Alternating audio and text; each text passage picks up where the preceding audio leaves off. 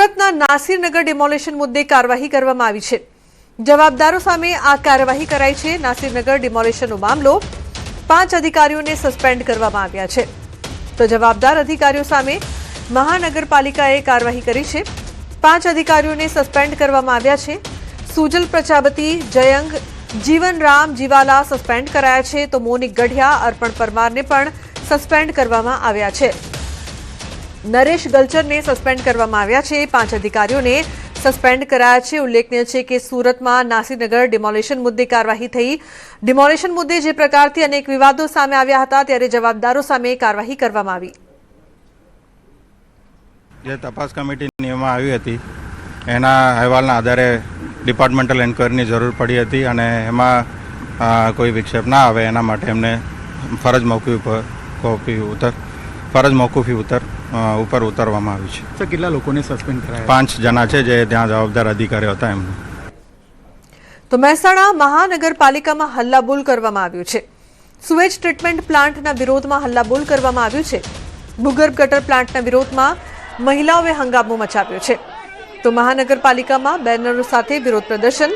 રહેણાંક વિસ્તારમાં ગટર પ્લાન્ટ બનાવવા મુદ્દે વિરોધ કરાયો છે।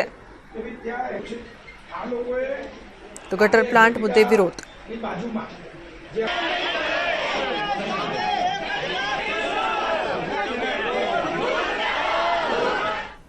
તો હવે વાત કરીશું લગ્ન માટે 7 ફેરાની।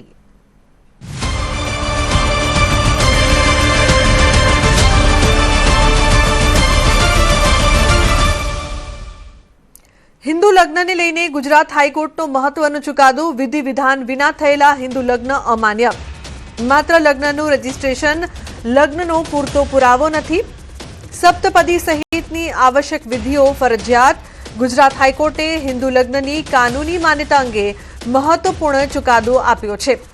તો માત્ર મેરેજ સર્ટિફિકેટ અથવા લગ્નનું રજીસ્ટ્રેશન લગ્નને કાયદેસર માન્ય બનાવતું નથી। હિન્દુ મેરેજ એક્ટ હેઠળ નિર્ધારિત ધાર્મિક વિધિઓ જેમાં પરંપરા મુજબ સપ્તપદી જેવી આવશ્યક વિધિઓનો સમાવેશ થાય છે તેનું પાલન જરૂરી છે। કોર્ટે જણાવ્યું કે લગ્નનું પ્રમાણપત્ર માત્ર પહેલાથી સંપન્ન થયેલા લગ્નનો રેકોર્ડ છે, જ્યારે હિન્દુ લગ્ન માત્ર કાનૂની કરાર નહીં પરંતુ પવિત્ર સંસ્કાર અને જીવનભરનું જવાબદારીપૂર્ણ બંધન છે। સાથે જ કોર્ટે યુવાનોને લગ્ન પહેલા તેની સામાજિક અને કાનૂની જવાબદારીઓ સમજવાની પણ સલાહ આપી છે।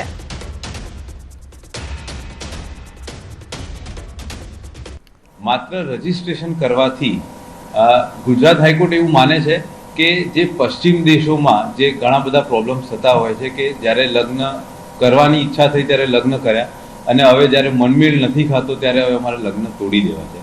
તો ગુજરાત હાઈકોર્ટે આ ચુકાદાથી એ એવું કહેવા માગે છે કે માત્ર એક લગ્ન એક પેલી દોસ્તી નથી કે ખાલી તમે જ્યારે ઈચ્છા થાય ત્યારે તમે લગ્ન કરો અને ત્યારે છૂટા થાવ।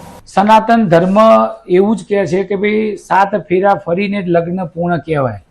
તો અત્યારના યુવાનોને આ વસ્તુની ખબર જ નથી।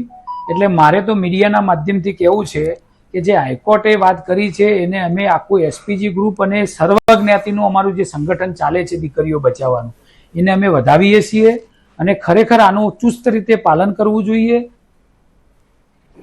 તો ગુજરાત હાઈકોર્ટના હિન્દુ લગ્ન અંગેના મહત્વપૂર્ણ ચુકાદાને બ્રહ્મદેવ સમાજના રાષ્ટ્રીય મહાસચિવ મિલન શુક્લે આવકાર્યો છે।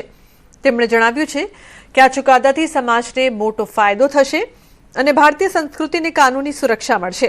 તેમણે કહ્યું છે કે આ નિર્ણયથી વ્યભિચાર જેવી પ્રવૃત્તિઓ પર અંકુશ આવશે। સાથે જ બ્રાહ્મણ સમાજને અપીલ કરતા તેમણે વૈદિક પરંપરા મુજબ અને માતા પિતાની સંમતિથી જ લગ્ન કરવાની અપીલ કરી છે।